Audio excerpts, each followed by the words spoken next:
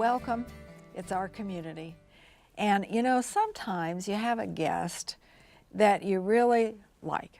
And so I have more than one, but one in particular, Jim Leiker. Jim is a professor of history here at Johnson County Community College. And he's really good at what he does. And he's smart, and I love to talk to him. So it's really nice to have you. And you're also the president of my fan club. I am indeed. I have to tell you though, because he has, on the web page, he has comments by his students. And this one says, I was incredibly impressed with his knowledge on everything. Everything is in all caps. He had a way of making you see both sides of history while remaining objective. He treats you like a college student, so be ready to take a lot of notes and study hard. Extra credit helps to get and keep an A. Not easy, but you will gain knowledge. And this is what they said, veteran friendly. Yeah, and I that's thought nice. that was very nice. Most of them said really hard class. I don't make any apologies for that. No, I hope you don't, because I think that having some standards and sticking to them is basically what we lack in this world that we live in. So he and I have a mutual interest in regional history, and I particularly in the history of Kansas, and he has written a lot on that subject as well. So today we are going to discuss the Ku Klux Klan in Kansas, and they maybe 1919 until 1930. Do you think that's about right? Time frame. But the Ku Klux Klan is kind of a scary bunch. And the history of Kansas, we're going to set the stage by showing you a picture that I thought was kind of chilling of a Klansman. And this picture was found in a store. I found it on the internet, and it's a Klansman on a white horse, and the horse rears up, and it's there he is. Now that to me is a little bit, but you see the title, it says America for Americans. And I think that brings up a subject that we might want to open with, and that's called nativism. Would you discuss that subject just a little bit? Nativism is the term that scholars use to describe any movement which puts native-born Americans in a position of privilege. So we're not talking about American Indians, Native Americans necessarily. We're talking about any movement, policy, political agenda which basically tries to keep out immigrants, tries to exclude foreigners, tries to sort of close the door on who gets to be an American and create opportunities for those who are already here. What I found most curious in my teaching and study of nativist movements is that oftentimes the people who are on the cutting edge are people who haven't been in the United States all that long themselves. But they are usually white. Usually white, that's right. There's a big connection between whiteness and nativism, sure. But that, I think, is probably the basis from which we could leap into the Ku Klux Klan. Would you? You said, and he wrote a really interesting, it's longer than an article, it's, I don't know what you want to call it, it's a lot of pages, I read it. 35 pages of Yes, yes.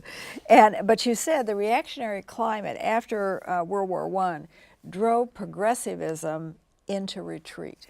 Could you talk about that a little bit? Because that to me is, you know, World War I brought us a lot of real problems. And the progressives, I don't know what happened there. What happened after World War I? I guess that's really what I'm... Well, I think really to answer that, you have to kind of go back to the larger picture of Kansas's reputation. We value ourselves on being the free state, being the place that stopped the expansion of slavery. In the late 19th century, that image comes back as Kansas as being a liberal, a tolerant place with the populist movement, because you had in the early 20th century this progressive tradition of farmers, small-town business people working together with people from all over the United States to try to make Kansas a much more tolerant, friendly place. I mean, Kansas, we forget, was cutting edge in terms of progressive reform. We were ahead of the rest of the United States when it came to female suffrage. Yes, we were. We required purification of municipal water. We had a lot of reforms here. We had a large socialist community. We had laws that were designed to kind of curtail the power of large corporations. Kansas in the first 20 years of the 20th century was really considered cutting edge. And what kind of happens during the World War I period is that war always generates these feelings of heightened patriotism. Yes, yes. You're afraid to be a deviant, you're afraid to stand out. And we know that this happened on a national level, that after the war there was something called the First Red Scare, in which people who had been critical of the war effort, people who'd been active in the labor movement, people who'd been part of the Black Civil Rights movement, suddenly found themselves on the defensive. And that was certainly the case in Kansas. I think around 1919, 1920, Kansas sort of abandons that progressive tradition and it goes in a nativist direction very quickly. Very quickly. And you make the point between 1919 until 1924. Now we're talking basically now about southeastern Kansas, around Pittsburgh, Girard, Baxter Springs, around in there. Right, the mining area. The mining area, lead, zinc, coal, the coal strip mines around Pittsburgh. You know, most of us have seen those old strip mines. But the mining districts and the railroad towns spawned unprecedented levels of activism. There were 5,000 miners in Pittsburgh alone, and in 1921 there were 40,000 Kansans enrolled in the Klan. And if you look at the group in their white robes and the crosses burning, I mean, that has got to scare whatever bravery you had in you out when you see all these robes clustered around a cross, and that's scary. Yes. And those, you know, it kind of interests me that the Klan movement, the faces were always covered. Which William Allen Allen White said, "Nobody puts on a mask to do a good thing." And I think that there were a lot of people in Kansas who were sympathetic to the Klan's ideas, but they had a big problem with the secrecy, with the wearing of a mask, that if you're going to espouse these ideas, do it openly and publicly, and he was certainly one of those. Yeah, yeah. Well, I want to talk about Jesse O. Judd just for a second, because he was America for Americans, another nativist. Talk about Jesse Judd just for a minute. Jesse Judd was elected, I want to say, the Crawford County Treasurer in the World War I period. And he came out of the Socialist Party. He was kind of affiliated with the intellectuals in Girard, Kansas, with people like Emmanuel Haldeman, Julius, and Marcet. And now they were socialists. You need to they were understand. socialists. They were socialists. And he was very much part of that whole reform movement where he was trying to convince working class coal miners, some of the lead and zinc miners down in Cherokee County, that their true interests reside with socialism. But strangely enough, he had some very anti-Catholic ideas as well. He got into a bit of a local feud with a Pittsburgh priest in which he claimed that the Catholic Church, and he did this in writing, claimed that the Catholic Church was a supporter of scab labor, that the Catholic Church had a history of supporting dictatorships around the world. And he was really putting a lot of polemical stuff out there that was trying to demonize Catholicism. And what's interesting here is that Judd is doing this, I think, as a way of defending socialism in 1914 and 1915. But those same ideas are later going to provide a platform for the anti-Catholic Klan in 1920 and 21. Well, see, I think that's why it's important to, you know, people come into the picture that in and of themselves, they don't do everything, but they set the stage for many things to happen down the line. And I think Jesse O. Judd is one of those people. But the other person I think that, among others, that we have to talk about is William Allen White. And he said, the Klan is directing terror at honest, law-abiding citizens, blacks, Catholics, Jews, immigrants. We hate them all, nativists. and William Allen White was, as we all know, a very forward-thinking man who was accepting of all of us. And this is a cartoon that appeared in the paper. And see, I mean, you know, this made big news. And this appeared in the paper, and that's William Allen White chasing them out of Kansas. Chasing them out of Kansas. He didn't quite make it, but he certainly made a valiant effort. He didn't quite do that by himself, but he played a huge role in it. He did, and one of the people that did try to help him was the future governor, Henry Allen. You want to talk about Henry Allen just a little bit? He was kind of an interesting guy. Henry Allen is a strange character. He comes out of the same tradition in the progressive wing of the Republican Party as William Allen White. At the end of the war, Kansas is producing something like 1/3 of the United States' coal supply, and you've got a lot of radical labor activities, particularly a coal strike that goes on in 1920 and 21. And Henry Allen believed that these kinds of disputes between labor and management should be mediated by government. He really did believe government should play a neutral third-party role in all of this. That earned him the scorn both of the big corporations as well as organized unions. What's interesting here is that Allen is perceived as an enemy by both of those forces, and he puts in motion certain legal maneuvers to try to get into place an industrial court by which 3 judges whom he would appoint would have the power to arbitrate between labor and management. But he's governor during a time when some of these miners are transitioning away from socialism into the Ku Klux Klan. And Henry Allen really saw organized labor and the Klan, I think, as the same enemy.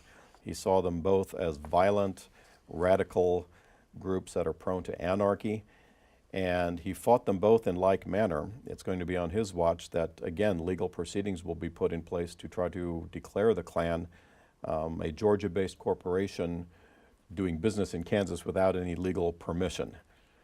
So he's an interesting character. I wish he left behind some more records, more notes that we could get into his head. You didn't find much. A little bit. Well, it's out there. Yeah, some of it's out there in speeches, and he did one debate with Samuel Gompers, which is on record. But you have to really be selective in the stuff you look for. Well, you can just get buried in paper, too, if Sure. you're not careful.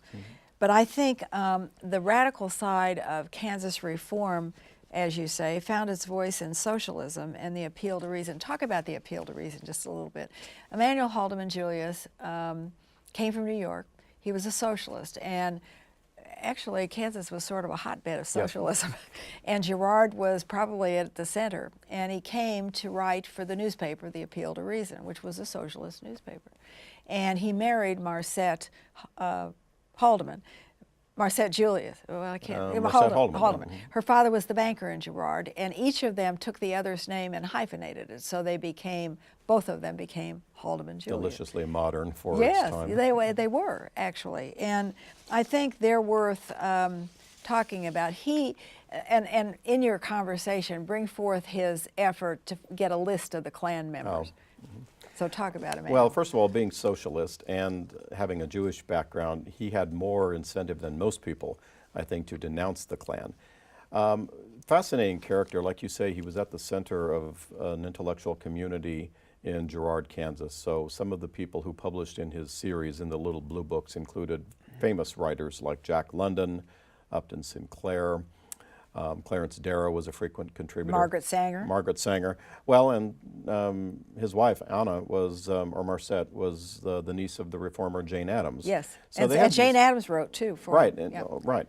So they had these connections to the literary community all over the United States. People in New York and Los Angeles knew what was going on in Girard. He was considered really kind of an intellectual leader of the community.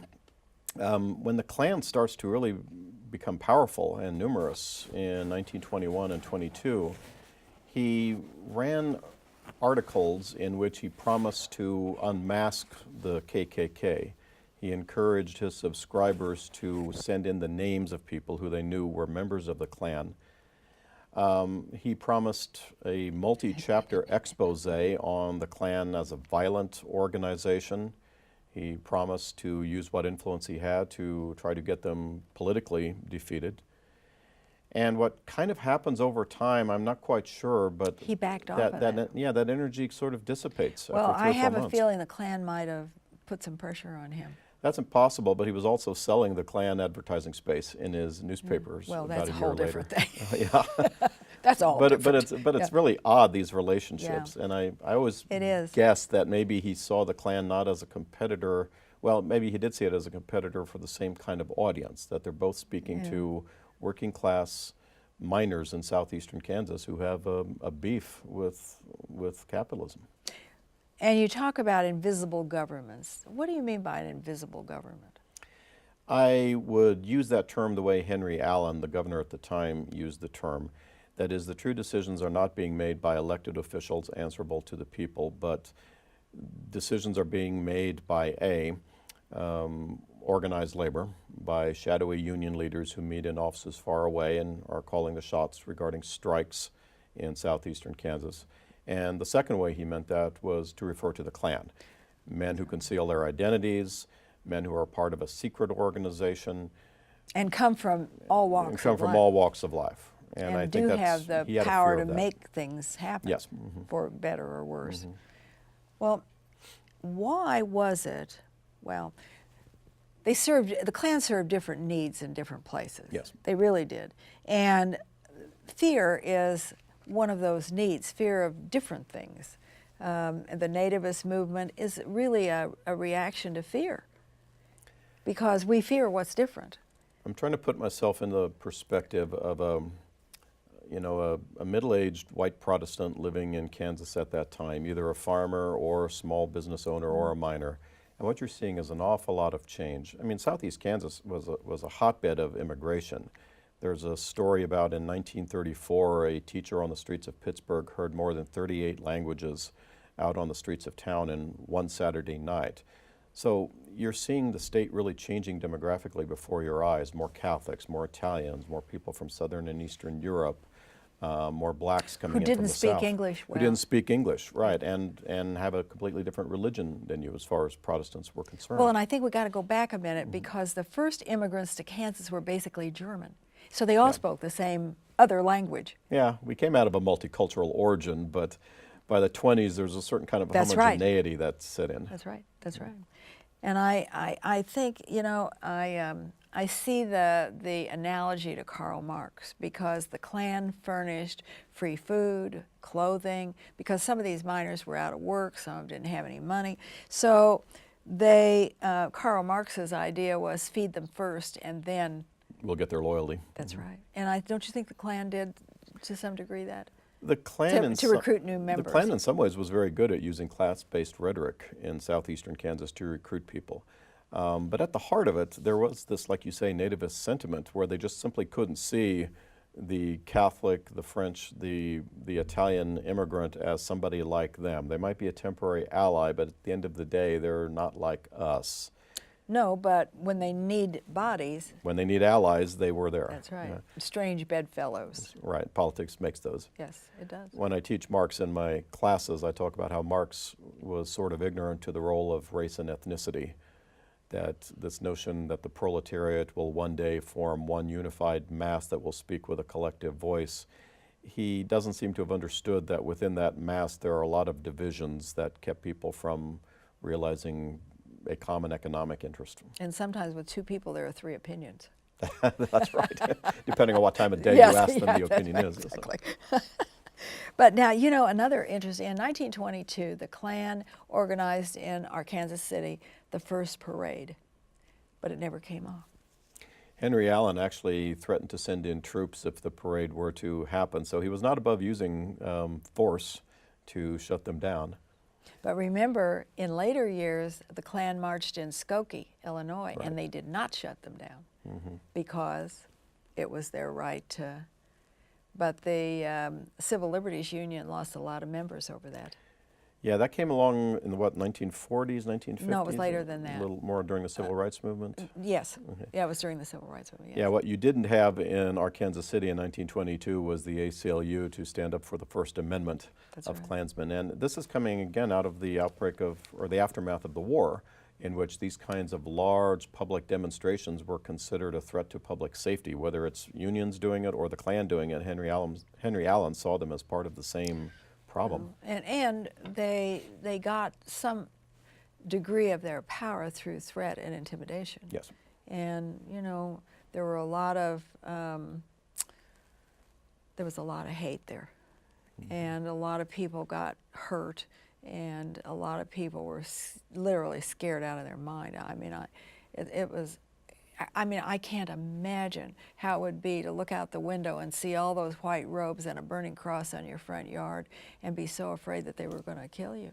I mean, that's tough stuff. But then there was a Supreme Court ruling also. Will you talk about that just a little bit, about 1927, and the Klan began to die in Kansas after that Supreme Court ruling? What's going on there is that even though Allen is voted out of office, these wheels that he set in motion continue, and by 1925, I want to say it's the state attorney general has basically managed to have the Klan declared an out-of-state corporation. And a Georgia corporation. A Georgia-based corporation which is doing business in Kansas illegally. And it was a very novel interpretation of the law. You treat the Klan like a business in order to be able to regulate them and drive them out. There was, I want to say, an exemption that they tried to pass to allow the Klan in Lawrence to survive, and when that failed, then the only option left was an appeal to the United States Supreme Court. And when the wise men in Washington, D.C. refused to hear the case, then basically Kansas became the first state in the Union to legally evict the Klan, the first and only state, by the way. Oh, I think there's much in the history of Kansas that all of us can be very proud of. And I would say that's one of them. I would say that that is one of them. I need to ask you this question. Is the Klan today dead? No, not at all. Because the comment was, well, after 1927, the Klan was dead. Well, the Klan in the 20s, I've always sort of compared it to Amway. They come into a community, they attract a lot of attention, they have a lot of supporters in a hurry, and then it quickly runs out of gas. So there were men who were sympathetic to Klan ideas that in 1922, yeah, sign me up, I'll pay annual dues. And then by 1927, it's losing some of its steam, some of its popularity. So as an organization, yeah, they go away in Kansas really by 1930, but the ideas, the hatred of immigrants, the hatred of Bolshevism, that doesn't go away. And sometimes all it does is morph into another movement with a different name. So is that what you're saying then? The Klan itself is not much, but there are other Ku Klux Klan people that call themselves something different. Well, there is still a KKK today, but among white supremacy groups, they're considered something a little rather old-fashioned and conservative. There are other groups like skinheads, posse comitatus. But is there an active Klan in Kansas now? If there is, I'm unaware of it. It would not surprise me. It would not surprise me if there was. Well, how about the posse comitatus? Talk about them a little bit. Posse comitatus starts in the late 1960s. Now they're active. Yeah. They're still around in Kansas, but they actually start on the Pacific Coast in the late 60s. They find their way to the Midwest in the 70s and then become really popular in the rural parts of Kansas during the farm crisis. Part of what's happening in the late 70s and early 80s is that American agriculture is going through this big transition where farms are getting smaller. The farms are getting bigger and less numerous. And bigger with one owner. Bigger with one owner. Yeah, there was one Secretary of Ag in the 50s who said that the future of agriculture is get big or get out. So the 1980s especially is a time for lots of foreclosures, lots of farm auctions that you see on the Great Plains. And along with that is coming a certain resentment against banks, corporations, big government, and some of those men, a minority of people who are going through that rural crisis, gravitate to posse comitatus, which is basically an anti-government, extreme libertarian group. They recognize no law higher than that of the county sheriff. Well, the same kind of group was active in, was it Utah? When over the government land, they wanted to be able to graze their cattle. Utah and Oregon. Yeah. Right. Yeah, they basically want to restore all power back to the local authorities. Posse comitatus was a big deal in the 1980s. Our State Attorney General, Bob Steffen, took them very seriously, especially after there were death threats that were mailed to judges and sheriffs around the western part of the state, warning that if you do not put a stop to farm foreclosures, that violence could happen. Don't you think that hard times breed more? Hate is always there. Fear, hate is always there. But I think hard times make it bubble up. I think people's tolerance is pushed to the limits when economic distress happens. When that happens, then you see former friends as competitors. Well, and you also see former friends as having something you don't have, and Envy sets in. envy sets in. And I guess I worry because I think that happens more when the economy is kind of rickety. Kind of shaky. Yeah, yeah, I do. I don't know. So what do what do you predict in this area of and I went to Topeka when the Nazis, we went to see it when the Nazis came. You remember, and they talked about all kinds of bad stuff on the steps of the Capitol. This was, maybe 12, 14 years ago. They came to Topeka, and they were local people. And you know, when you see those brown shirts and those red flags with a black swastika in the middle, and somebody standing up there spouting hate, I mean, you can hear it with your own ears. Rather sobering, something you thought that happened only in the 30s in Germany. Exactly. Happening now. And it's happening now. But what is to be done? I mean, what do you think's gonna, I mean, because those kind of things fester. And I realize that most of these groups are not strong enough. Yes, they can create a lot of worry and bad stuff in small amounts. They're not strong enough, as Hitler was in the 30s, to become The head of a major government. Yeah, but. Well, I think ultimately, and maybe I'm overly optimistic, ultimately I think all of these kind of movements are doomed to failure. I mean, the trend of the world is more toward people jumping across borders, trading with each other across borders, marrying across borders that used to separate families. So these definitions that sustain fascism of us versus them, I just don't see that being sustainable a century from now. So I think the big sweep of history, these kinds of nativist fascist movements are going to be temporary, but that doesn't mean they can't do a lot of damage in the meantime. But I also see the population mixing. I see that too, but I think it's unique in rural areas. I think Kansas hasn't seen the end of all of this because if you compare Kansas to, say, Western China or other continents, these movements tend to thrive in the heartland, where people do not mix with the same kind of frequency. On the coast. As the coast, where they're more isolated, where things are changing so quickly, it's hard to get your mind around it, and so you look for scapegoats. So, yeah, I think Kansas's future is going to see more of this. I do. But it was said by someone else, and I repeat it here, that education and remembrance are the only cures for hatred and bigotry. Jim Leiker, thank you. Nice quote. And thank you for coming. It was most interesting. We'll have to do it again soon. We Jim's will. one of my favorite guests, so we'll have to think of a reason to do it again. Come see us soon. It's our community, you know.